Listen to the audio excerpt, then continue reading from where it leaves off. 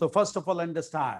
See, why do we take poverty under social issues? Or why this topic has been incorporated by UPSC under Indian society? As we all know, this has largely to do with economy. Poverty is considered to be of economic importance, a topic of under economy. So why such topic under Indian society? We need to understand. Clear?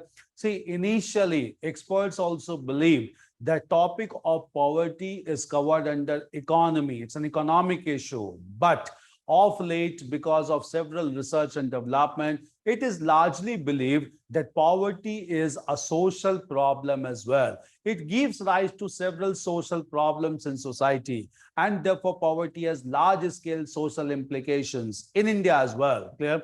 Therefore, we need to discuss poverty in the Indian society, its social implications, because these are important issues that affect Indian society and all the sections of Indian society. So in contrast to the earlier approach, no, we consider poverty as an important social issue. When it began to be considered a social issue, it began to be considered a social issue with a very important work written by Gunnar Myrdal in 1968, titled as Asian Drama, The Poverty of Important Nations.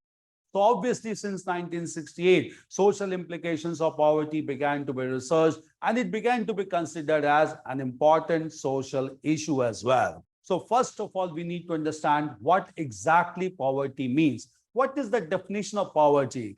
Normally, we see people around us in society and we say that certain people are not able to meet the requirements. They are poor people.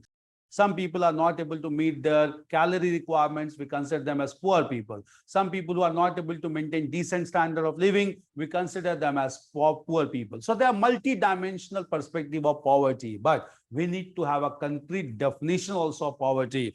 And the concrete definition of poverty has been given by the World Bank.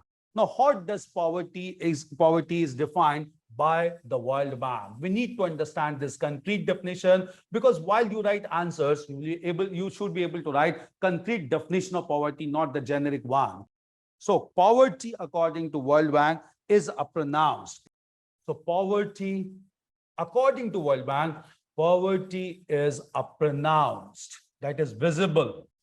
Poverty is a pronounced deprivation, is a pronounced deprivation in well-being, deprivation in well-being, and comprises of many dimensions, multidimensional, and comprises of many dimensions.